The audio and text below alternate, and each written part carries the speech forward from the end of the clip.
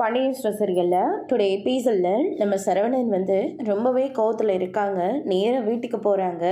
என்னடா ஆச்சு அப்படின்னு சொல்லிட்டு கேட்கவும், ஒன்றும் இல்லைம்மா அப்படின்ற மாதிரி சொல்லிக்கிட்டு இருக்காங்க.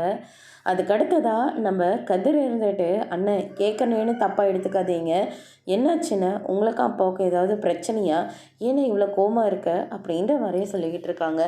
யாரை பார்க்கக்கூடாதுன்னு நினச்சிக்கிட்டு இருக்கணும், அவங்கள நான் இன்றைக்கி பார்த்துட்டு வந்துட்டேன் அப்படின்ற மாதிரியே சொல்லிக்கிட்டு இருக்காங்க.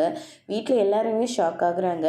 நீ யாரை சொல்கிற அப்படின்னு சொல்லிட்டு கேட்ட உடனே நம்ம ராஜி இருந்துட்டு, மாமா நீங்கள் மயிலக்காவா சொல்கிறீங்க, அவளேதாம்மா எப்படியோ ஃப்ராடு பண்ணி என்னை ஒரு இடத்துக்கு வர வச்சுட்டாம்மா, நானும் நம்பிட்டு போனேன், அவள் என்னடனா ப்ரெக்னெண்ட்டாக இருக்குன்னு சொல்கிறா அப்படின்ற மாதிரி சொல்லிடுறாங்க.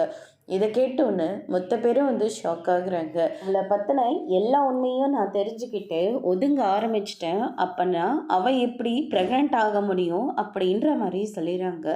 இதை கேட்டோன்னு நீ மயில்கிட்ட இப்படியே பேசினியடா அப்படின்னு சொல்லிட்டு கோமதி சொன்ன உடனே, ஆமாம்மா நான் அப்படிதாம்மா பேசினேன் அப்படின்ற மாதிரியே சொல்கிறாங்க. ஓங்கி சரணோட கன்னத்திலே பலார்னு ஒன்று விட்டுறாங்க. ஒரு பொண்ணை பற்றி எப்படா நீ தப்பாக பேசலாம் அப்படின்னு சொல்லிட்டு பயங்கரமாக சண்டை போடுறாங்க.